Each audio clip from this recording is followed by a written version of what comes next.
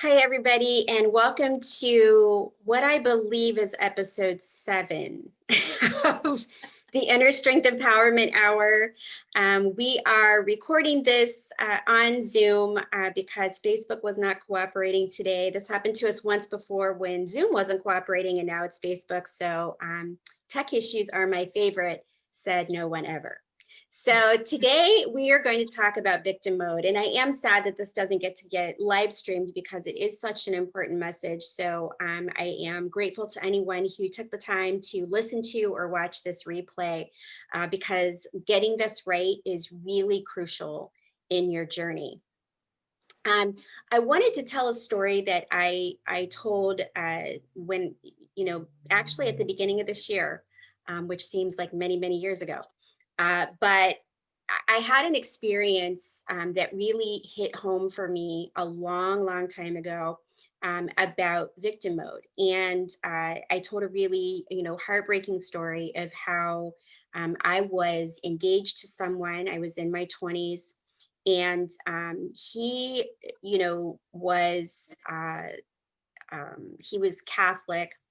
His parents were very fundamentalist Catholic, but we had been dating for a couple of years. They had always been really pleasant with me. They didn't live super close to us. It was about an hour drive, but they had always been nice to me.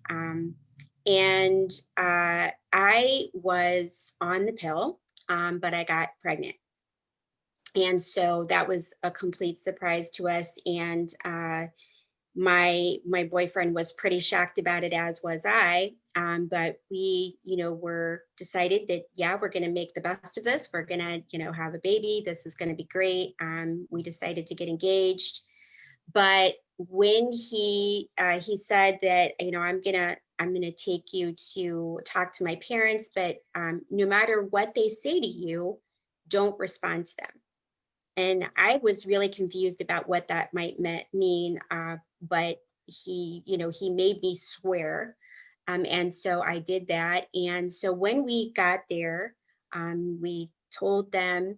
And then his mom took him into a separate room, and I was sitting there with his dad.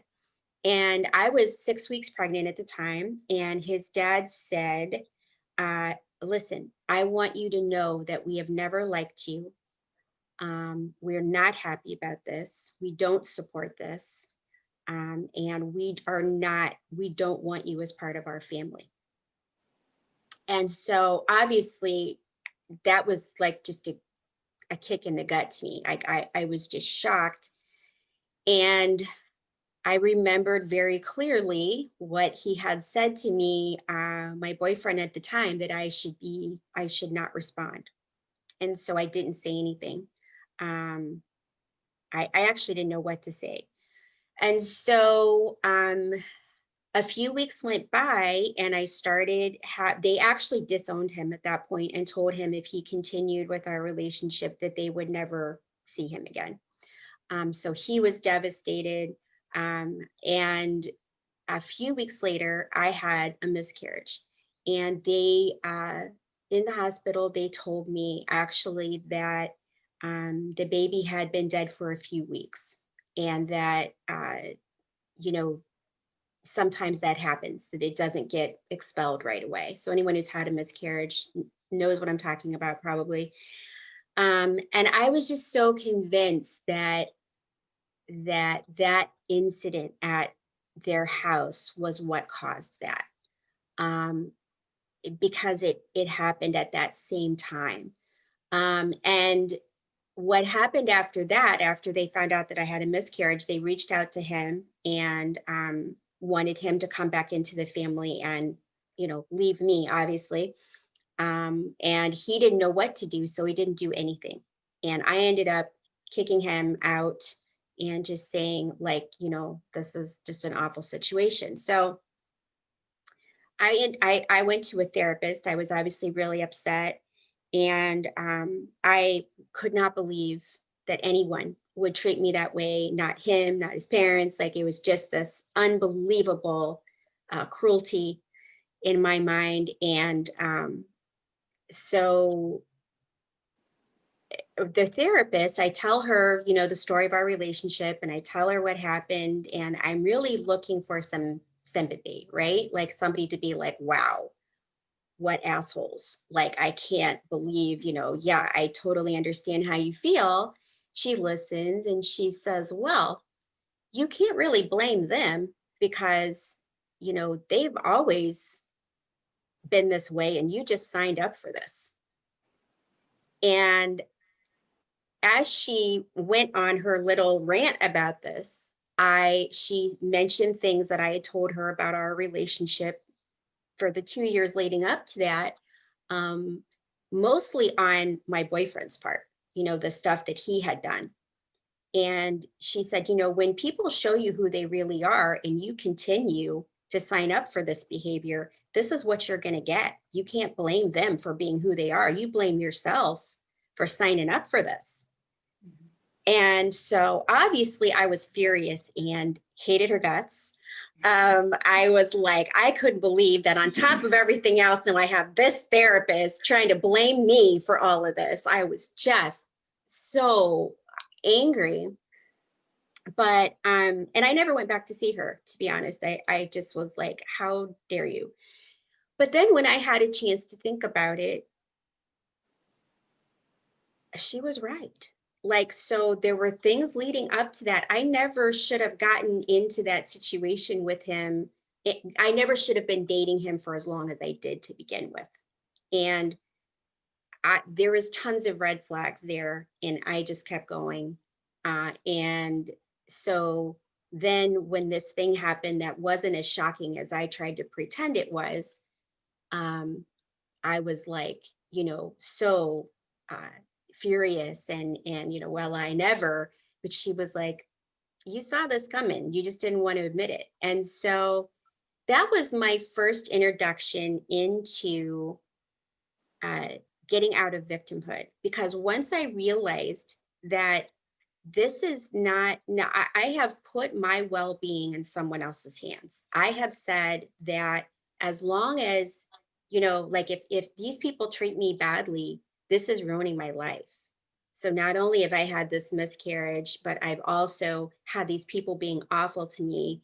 And, you know, where do I go from here? And how can I trust people? And all of this whole thing, when really it's up to me to see how I can protect myself and how I can move in such a way that I command respect for myself, and how I can practice self-care in relationships and all over my life instead of just waiting for bad things to happen to me and then saying, poor me. So I wanted to start with that story because it's powerful, and it actually made me feel better to take responsibility for it. It didn't make me feel worse because and it doesn't mean that they're not assholes either. It just means that I take responsibility for recognizing when I'm not being treated well. And and the responsibility falls on me to remove myself from those situations, not to hope that people stop treating me badly. So that's where I wanted to start with the victim thing, because, you know, I think I talk to a lot of women who are feeling like they're victims of circumstances of other people's feelings, especially right now with all the stuff going on in the United States. Holy crap. We've got a lot of victimhood going on. And I want you to know that this is not, I don't see this out of judgment. I started with that story to show you that it's easy to be there. And it's actually, you know, you can feel very justified in being there because people do things or things happen that suck. But when you take back your power, you realize how much you can be the engine of your life. I was the caboose in my life at that time. Things were happening and I'm getting just smacked around all over the place. Now I'm the engine, and that feels so much better. So that's what we're going to talk about today. So I wanted to ask both of you guys, was there a time in your life when you realized that your life was running you instead of you running your life? And what were the circumstances? When did you first feel that way? Well, I would say my circumstances were very much like yours, where it was sort of like a family situation that I felt like I was kind of stuck in. Um, with my in-laws and where we moved. My husband and I, when we met, we lived at college and we lived in between both of our families, an hour from my family, an hour from his. And then after we were married for 5 years, we had our twins. We moved closer to his family. We moved to the same town, actually. We bought their house. And so, the idea was that it was going to be this grand thing. We would get help. It would be, we'd be all one big happy family. Mhm. I was going to be a stay-at-home mom. And it was kind of exactly the situation I had wanted. I always thought I had wanted that. And then a few years in, I realized that really was not, it wasn't not what I wanted, but it was a situation playing out differently than I had imagined it. And I felt stuck. I felt very stuck and I felt resentful, and it just kept getting worse. And I think when you're in that and you feel like that you've done it to yourself, sort of, you put yourself there. I feel like it's very easy to feel like, okay, well, I just have to resign myself to this is the way it is going to be. Yeah. Mhm. What were your overriding emotions at that time?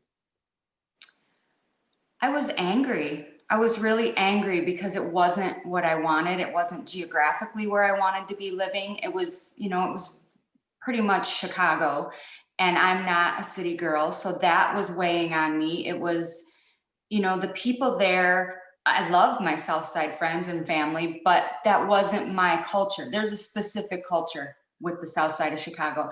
And if you don't come from that, you just don't fit. And not that I even wanted to fit, but it was very evident to me that I didn't fit there. And then I took that on myself too, because I was the odd man out. Like, okay, well, I don't fit in. I need to conform to fit in here. And it was just this, it was this, sorry about that. I had a call come in.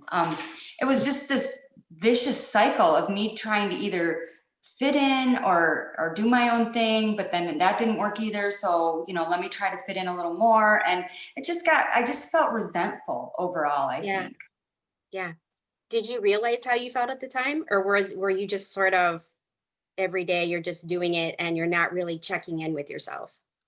At about when the kids we moved there when they were 6 months old, and at about 5 years old, we decided we're going to put the house on the market. We're going to leave because I Yeah. really couldn't take it anymore. It was Yes. causing physical symptoms. I was getting migraines every day. It was just awful. And so that was right when the market had crashed, Mm. and we couldn't sell our house. So then I felt even more stuck because our house was on the market for an entire year and Yeah. it wouldn't sell. So then I felt even more stuck and more Right. in victim mode. So it was just a vicious cycle. Right. What about you, LT? Well, I had a lot of chaos around me when I was in starting when I was 10 years old after my dad had open heart surgery, and things just kind of went to pot at our house after that. He changed personalities, and my poor mother did everything but stand on her head to try to get him back, but he just had his own agenda and what he was doing. Life had dealt him a bad hand. He was tired of being the nice guy, and he stayed that way until he was dying. And so that was a reconciliation that he and I had during those weeks of his transitioning before his death. But when I say all of this, I thrived somehow in this environment. I still was very active and engaged and loved life. And I must have put it in so far of the recesses of my mind. Couldn't wait to go to college, loved everything about it. Um, got married, moved to Mobile, happy, happy, happy. Things were going great. Been married 7 years, and finally, we had our son. Perfect, precious child, loved him dearly, couldn't have been cuter. And then my world came crashing down. This is what I always said, thought I wanted, to be a stay-at-home mother. And I had the most severe postpartum depression, and it hit me like a ton of bricks because I was in denial. How could I have postpartum depression? I had planned to have this baby. I was able to stay at home. He was precious. Everything was fine. What in the world? And I'm telling you, I hardly became functional. I was in denial for 2 years with this. And I pretended pretty good. For a while, I would always make excuses. He needs to nap. He needs to be at home. Oh, I can't bring him there, and doing this. And in the meantime, I was isolating myself more and more and more. And finally, it got to the point where I couldn't pretend anymore. And that year was year 2. I could not pretend. I could barely function. And I remember my husband just came, and I had only seen him cry maybe a couple of times. And he came in the room sobbing, asking me to get help. And I even looked at him and thought, I wish he would leave me alone. I wish he would just get out of here. And then something clicked in my brain that this is not right. Something's not right. So I went to get help, and I was just shocked and surprised at how quickly I turned it around with therapy and with medication. And I had to do a lot of backtracking and apologizing for what I had put people through, what I had put myself through. And no, it's not a surprise, but at the time I'd always had, my weight problem started when I was 20 in college. So my 20s was just kind of like, it was a 10, 20, 25 pound thing. Well, when I had him, when I was 30, and then it started, okay, now we're into some serious weight trouble. So it is no surprise that went hand in hand with that. Right. And like, sort of similar to what Joanne was saying, it's like you're in it. So it's not that you don't know that it's happening exactly, but you're just still going. Still every going. day. And in my therapy, my therapist told me that I had to go back. I had to go back and dredge all this up because I had repressed things. And so when I became a mother, all of that came to the surface. And so that was highly painful to have to do that. And you talk about a victim mode. Yeah. I was the queen of the victim at that point. And everybody got my shrapnel because of it. Right. Yeah, bad. So how do you guys think that becomes your new normal when you are, so what I realized in that situation that I told you about at the beginning, but also really in my whole 20s and even really, I would say until I was, close to 35, I was really, because I had grown up in an abusive home and, all these things had happened, I was looking for answers as to why other people did the things they did. Like, why did my parents, behave this way? Why did my mom make different decisions? Why did my boyfriend, love me enough not to let his parents treat me that way? Why, it was just constant looking for answers. And that really distracted me from figuring out how I could take charge of things and change my behavior. It really put the focus on what was happening and who was doing the damage.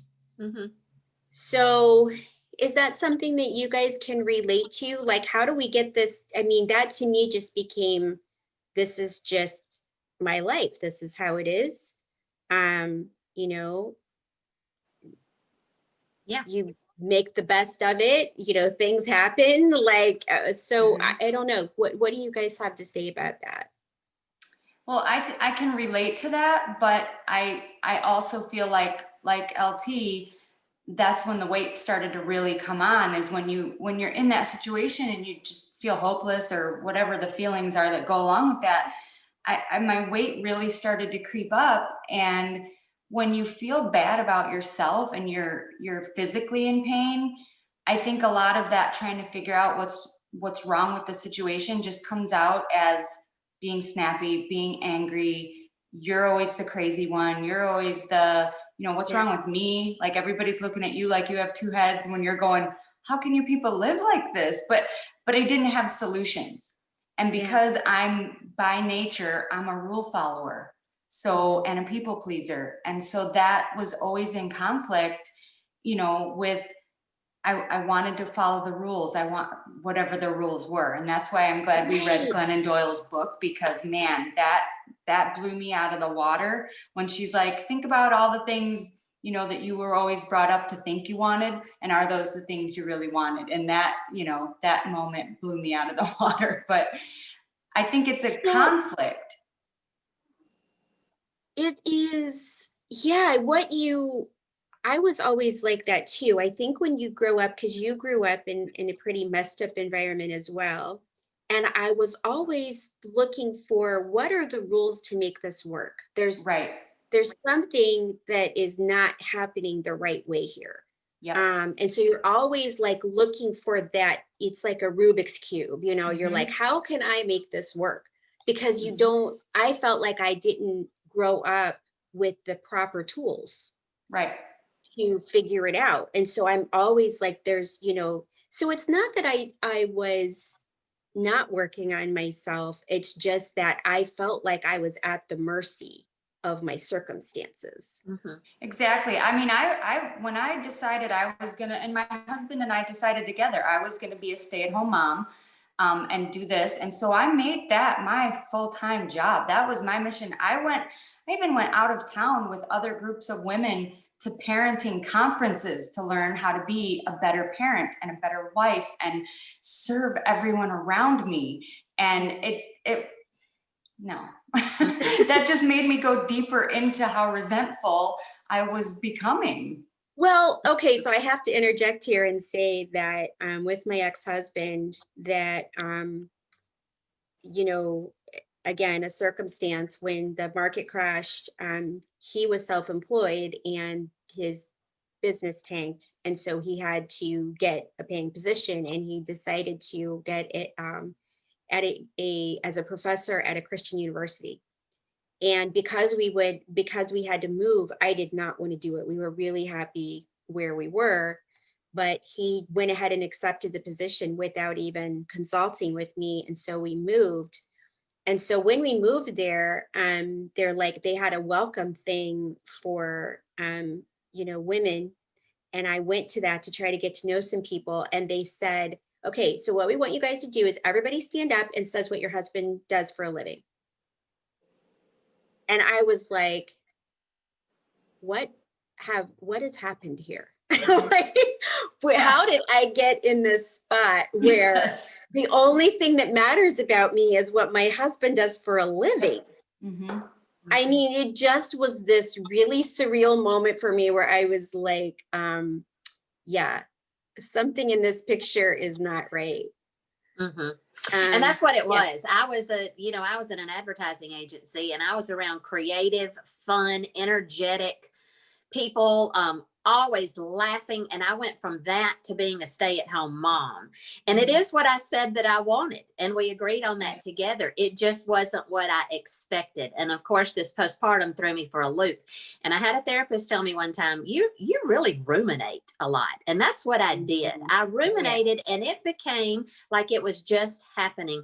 And that was my victim mode. I was going back to when I was growing up and situations that I was put in, and having to be the mediator and the go-between, and, you know, watching my mother fall apart. You know, she had 2 nervous breakdowns. I mean, literally got down to 100 pounds. I mean, all this was while I was 14, 15, 16. So not a good time, not a good time for your mother to, you know, to go off the deep end. And so, you know, what ended up happening was I stayed at home, and I kept up with the facade. But I was getting to where I just couldn't keep it up anymore. But after that 2 years, after I got the help, then I went the opposite direction, and I became mom extraordinaire. And I did every volunteer project, and I was the room mom and the class mom, and I made everybody's party fantastic, and I did all the gifts, and I overcompensated because I guess I was looking for something in that. And I then became resentful of that because I was the one doing everything. And so I went from the frying pan to the fire. Right. And in the meantime, this weight here, I was on this yo-yo train. So I was, at that point, I was up and down and up and down. I was never where I wanted to be. I was either gaining or I was losing, but I was not happy, and I was not content with however I was doing it. And I normally stayed somewhere for about 6 months. And then that was, my threshold was up, and then I was on to the next one. Right. Yeah. And I did that for years. Right. plural. Yeah. So I think, the thing about this is that life is happening to us. And as I said, I think in the last episode, it's not like somebody teaches you coping mechanisms. Mm-mm. And in fact, a lot of us have seen negative coping mechanisms modeled for us again and again. Mm-hmm. And so things start to happen, and maybe things aren't working out the way you planned. Maybe, like for me, I didn't have a vision for myself. I really just I was always in survival mode. So I wasn't planning anything out long term or with any kind of detail. Life was just coming at me. So it's easy whether you plan something out and it doesn't work out the way you thought, or whether you're just not planning things, to feel like life is just happening to you, and that it's not, instead of life is responding to you. So we developed these coping mechanisms, um, and we talked about, obviously food is a huge one because, it's addictive. So it's really easy to turn to bad foods. And especially, I mean, that starts when we're little, where I remember, um, getting over, I don't remember what it was. I was really little, but my grandma, as a treat, to make me feel better, said, let's go out and get ice cream. Like, so it's, it starts when we're little, like food will make you feel better. Mm-hmm. And so, it's not a big stretch to think that that's going to continue as we get older, and then that this stuff is addictive. So it's really easy to just constantly be using that. What other, if any, coping mechanisms had you developed during that time? Can you think of anything else that you did? Anything besides food? Yeah. Yeah. Well, honestly, and I'm going to say this with, a disclaimer that I'm not trying to say anything wrong with religion, or anybody's belief system, because that's everybody's personal thing. But I sort of went on this quest of thinking I wasn't doing it right. So I went on a quest of diving into different belief systems and different religions and thinking, I could just get this right, because I'm a rule follower. I wanted the rules. I wanted the rules to get this right. And it messed me up even more, is what I'm trying to say, is that it just gave me more of a skewed idea of what I was here for. And I think that made me even more resentful when I was looking for something that I saw in other people, like, well, they're happy, like they're doing this, they like what they're doing, why can't I make this work? What is up with that? So I dove into that, and that ended up not being a very good place for me to be either. Right. I did something similar. My ex-husband was really involved in the church, in a fundamentalist Baptist church, actually, when we first met, which is, a lot of rules. And then we started together going to an evangelical church. And it was, it seemed really, great at first. And it was really nice to be part of a community. But I think what you realize, no matter, like you said, it's not anything against anyone's beliefs or anything. It's just what you realize is that no matter what you do, people are flawed. Right. Those people are not any less flawed than you are or were. And then that to me was another like slap in the face. Like you said, like these people seem so happy. These people have it together. Let me have more of what they have. Yeah. And you realize they're just humans too, also struggling. And then it's like, well, crap, Right. like, Exactly. all right, that, back to square one. so yeah, so that's disconcerting because, then you just realize that it's, um, again, not maybe what you thought it was going to be. Anything that you want to add to that, LT? I would say that I overcompensated on saying yes to so many things. That became a thing for me. And Yeah.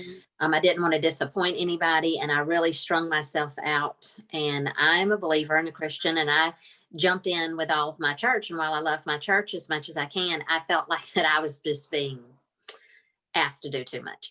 And I continued to do it. And because I didn't want to disappoint and I wanted people to like me. And I think that I did that even as a child when I was going through this.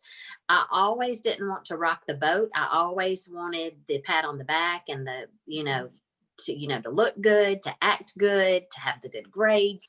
I never wanted my crown to be not shiny. So I think that I just continued that on as an adult in other areas, getting my affirmation from something else. And I always had to top myself. I never could just do a little bit. I always was full blown with it. Right. Yeah. It could have been good enough, but I had to do it. Right. Do it. Right. Yeah. I think for me, it was more as an introvert. It was more like insidious, like self-harm type of things where, because I had come from a bulimic background, so I was binge eating. And then also I would pick at my skin and do things that just were compulsive for me. They just like, and I, looking back on that, it's hard to like think like, how did that even start? You know what I mean? But you have so much anxiety and feel like things are out of control, and you just start doing things, and people do all sorts of things. They might turn to alcohol, or they might turn to painkillers. I mean, there's lots of things that people do to numb the fact or distract themselves from the fact that they are unhappy, because they feel like there's nothing they can do about the fact that they're unhappy. I know for me, once I got to that stage in my life, the last thing I wanted to do was get another divorce. And we had gone into therapy 4 times. And so, I guess I didn't know what to do. And so I wasn't thinking about that though. I wasn't thinking, oh, what do I do? I was just thinking of getting through every day the best I could. And I took on a lot of projects too. I did a lot of things for my church. And that was a really actually productive time, when I got super involved in working with orphans, working with inner city youth, and trying to help organizations get women out of prostitution in South Africa. So there was lots of great things I did during that time. So I think that should be acknowledged too, is it's not that you can go through those times in your life and be doing um meaningful things or good things. You can still work. but you're still going forward. But I wasn't happy. And so those behaviors continued. And there was always that underlying, my life is dependent on what everything is happening around me. So now that you have, both of you have become creators in your life. So now both of you are the engine and not the caboose. So talk a little bit about, first of all, how that transformation occurred, but then also, what's the hardest part about it? What was the scariest thing about deciding to be the driving force instead of at effect of everything going on around you? Well, I think the biggest change, one of my friends told me one time, I was dreaming of what I wanted my life to look like. And she said to me, well, why don't you do it then? Like, what, you're not stuck. She basically said, she called me out. She's like, you're not stuck. You think you are, but you're not. And so then that really got my mind thinking, because like I said, we had gotten stuck living where we didn't want to live. And 5 years turned into 12 years. And here we still were. And I just finally said, no, we're leaving. We're leaving this town. We are having our own lives. The kids were getting ready to go into middle school, or no, they were in middle school. And I said, if we don't move now, it's never going to happen, and we need to do it. And that was really scary because my husband is very close to his family, and moving out of a geographical place would have been, a personal attack against them, basically. That's how they did take it. I know. Yeah. And that was hard. That was really hard because I don't like to rock the boat. I respect them. I love them. And it was really hard, but it was the right thing to do. It was the right thing to do for me, for him, for our kids, for all of us.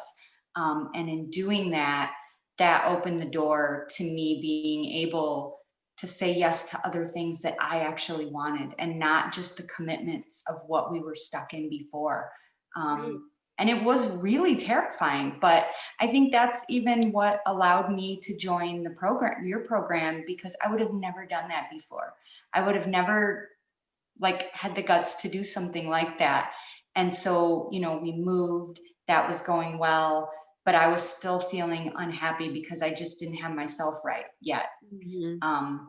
And so that, just that one thing, just getting out of a geographical place kind of just started the ball rolling. So that really was, that was taking a big step. It was a leap of faith on your part. It was. It wasn't necessarily a culmination of a lot of little things. It was like taking this big step, which allowed other little things to fall into place. Yeah. Yeah. Yeah. And I was so beat down by all these programs that I had been in. I think we've all said it. I've been in 26. And, I was just beat down and had no self-esteem at this point, and just felt like I was the biggest failure that's ever come up. And it just wasn't even in the weight area. It translated into other things. And, when I got with you, I was just shocked at how quick those addictions went away to all of the bad foods. And I really started thinking clearly for the first time. And I had already done so much work on myself. That's why it didn't take me very long to kind of get on the right path. I just needed somebody to pull me out of that cycle. And once I got out of the cycle, I had already been in the trenches and done a lot of the hard work. I just needed somebody to help me. And I didn't know how to find the person to help me. And I didn't even know that you were what it was, but it ended up being what it was. And not only am I in charge of what's going on, I feel good about what's going on. And the side effect of that, if there's ever any nervousness, is that it's not the old me of saying that I was always going to be yes and I was going to do it. I have said no now several times, and you get a few little raised eyebrows, and you get, what? Why? And no's the sentence, and I just say, I'm going in a different direction now. I've got something else that's taking up more of my time that I'm interested in, and I really leave it at that. I don't have to go any further into it, and it's getting much, much easier. And I know that it will be a breeze before too long. And I probably won't even get asked, because they'll be like, that girl's doing her own thing. If she was going to do it, she's going to do it. Say she's going to do it. And I'll be like, yeah, that's right. And so I feel like for the first time, I am unencumbered by this weight. And I just feel like I have possibility after possibility open to me. It's an excitement about looking for tomorrow and looking ahead instead of a drudge. Now, when you said, you had done a lot of the work before we met. What was the most difficult thing about going from being, sort of tossed around by life to being in charge? Was there any part of that was scary for you, or do you feel like you just embraced all of it? Was ready. And I just knew that I just needed to get out of this cycle of eating and the way I was doing things. And all my programs were just so wrong and ridiculous. And some of them are even laughable, what I tried. I mean, it's ridiculous. And so then when I started eating right and feeling better, I had already gone to therapy. I'd already talked intensively to people about different things. I had already been journaling. I had already been counseled. I just needed somebody to get me out of that trap. And I didn't know that I could get out of it as easy as I could, that it was Right. sitting there waiting for me. And I wish I had grabbed it much, much earlier. But Oh, you know, yeah. I'm just going to trust that everything happens in its own time for the right reason. And maybe I am just ultra, ultra prepared at this season in my life. And I'm 50 and I'm looking nothing but forward. Yeah. I think for me, the scariest thing, well, first of all, taking responsibility for your life is kind of scary, because when you leave what's happening to your life up to everybody else, Mm-hmm. like I was at a point where I had given up control financially. There's a lot of things that you do just because you're overwhelmed and you're exhausted and you just don't, everything else is something else you have to deal with. So you end up giving up your power in places without even really thinking it through.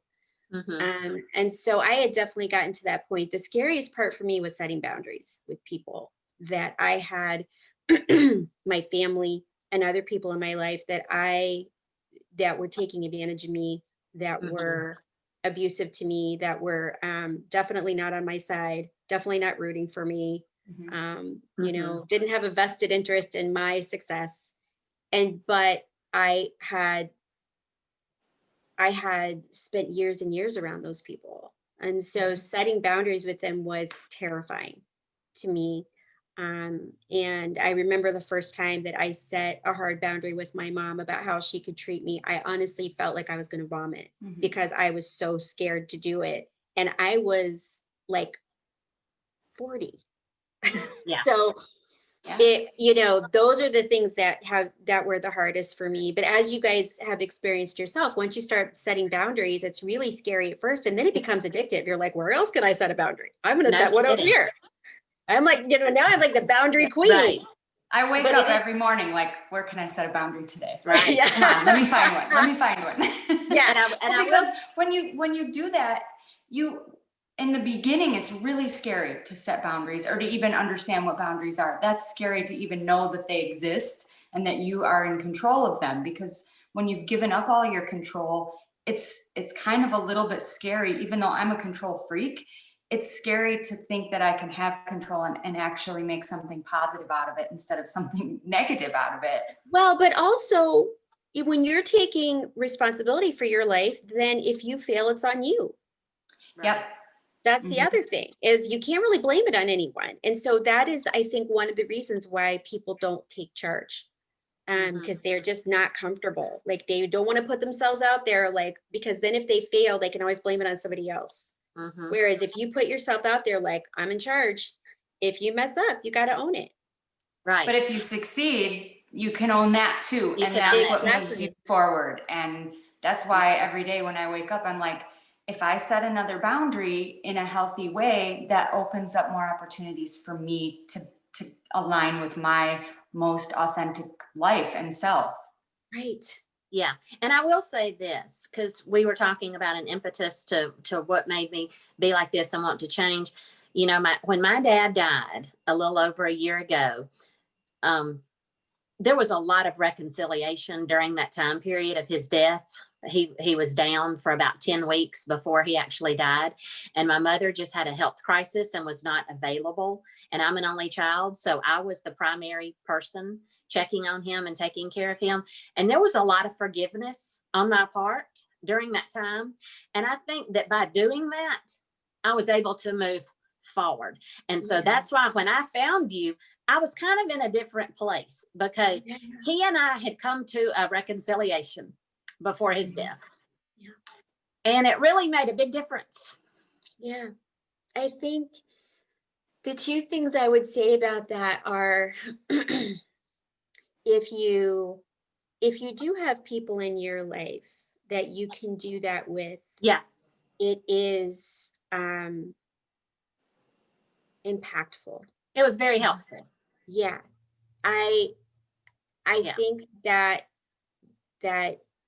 the other thing I want to say about it is, if you don't have the opportunity to do that, or you you can, I've talked about forgiveness a lot, and you can have closure without actually having that conversation. Because I Yeah. know, like, there's about a 90% chance that I'm never going to get that with my family. Like, Yeah. they're not going to, they're not interested.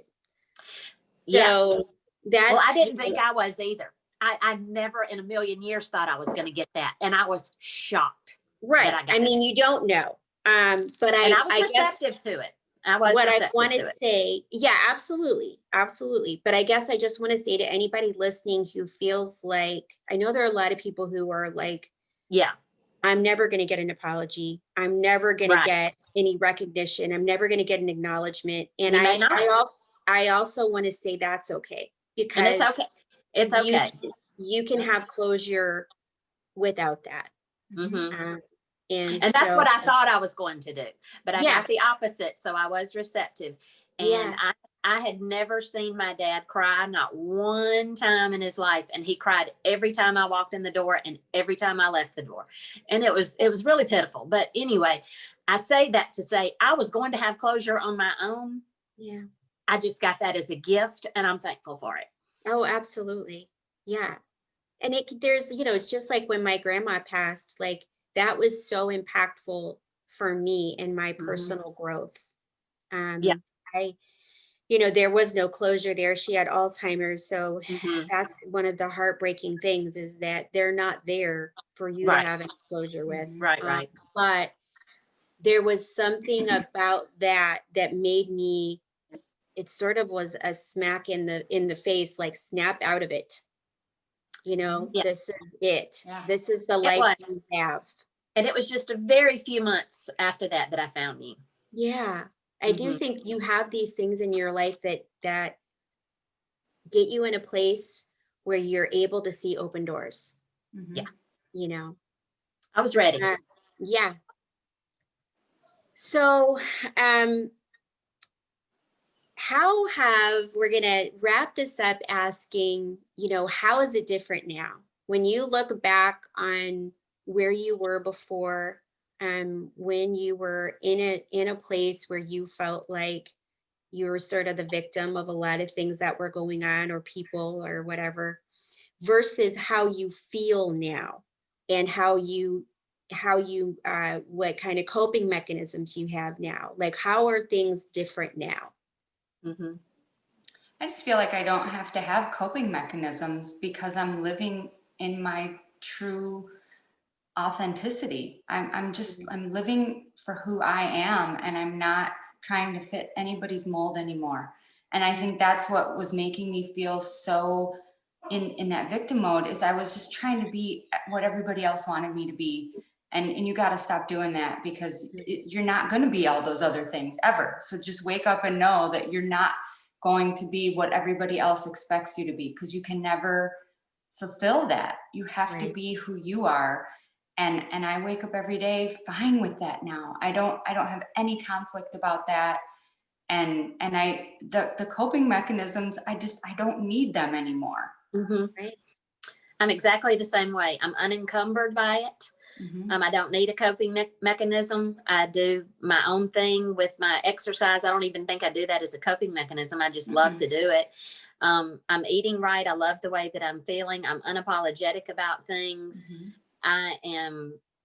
I have a true happiness. It's a true contentment, and it's deep inside that I was always looking for. Mm-hmm. Right. Yeah. Finally found it. Yeah. Yeah. It's an emotional thing when you can finally say that, because happiness comes and goes, but contentment is different. It's different. It feels solid. And I still feel like I need coping mechanisms. And so that has been the great thing about, I'll go run. Getting outside is my coping mecanism. Yeah. So I'm so much nicer when I am Oh. doing that regularly. And so not only does it benefit me physically, but mentally, different things that I do, meditation and things like that. Not because I have a life that really is, awful that I need to cope with, but just because it's stressful. We're all under so much stress right now, and we have to pay attention to how are you managing that?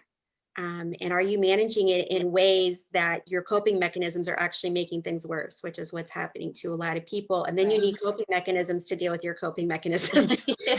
So, that's what being in charge means, is, I think, having an actual vision for your life. Instead of just letting life come at you. Yes. Or if you do have a vision and it doesn't exactly go as planned, as I've said before, my thing is I'll allow it. When things happen and I don't have any control over them, I don't waste a lot of time figuring out how I can make it not happen, because it's happening. So I say, okay, I deal with it as is. That's it. I'll allow it. And then I course correct. And so that's how I stay in charge. And I think that's the thing, is you have to have a vision and hold on loosely to it. Because if you grab hold of the hard details and things don't go the way you think they should go or you want them to go, then you're always at the mercy of it, instead of always being like, okay, well, that didn't go as planned, so here's what I'm going to do next. And I think I just sent that to my group this week and we put a line through it. It's like, why do things always happen to me? Put a line through it and then say, what can I learn from this? Yeah. Exactly. Right. Stop being the victim and look at it as an opportunity to learn something new and to correct course. You're exactly right on that. Yeah. And realize that life is not happening to you. It really is responding to you.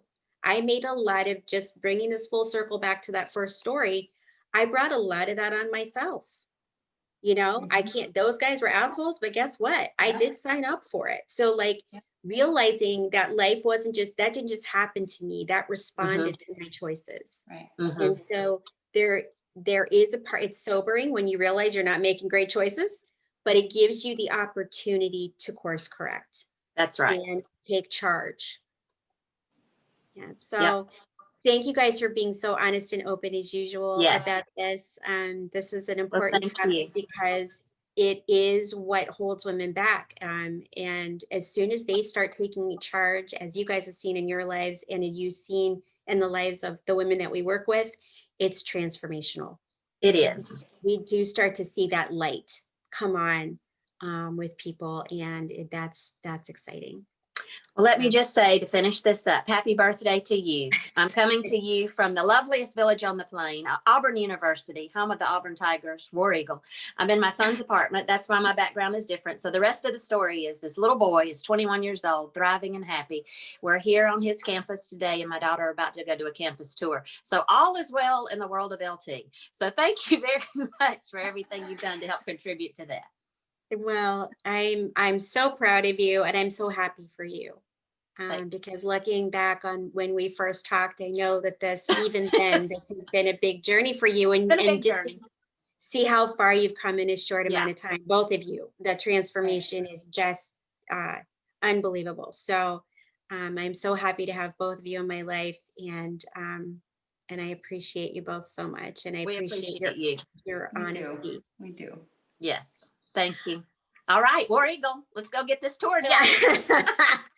All right, everybody have an amazing weekend. We are off on next week for Thanksgiving, but we'll be back the following Friday. So have a great weekend and a great Thanksgiving, everybody, and we'll see you next time. See ya.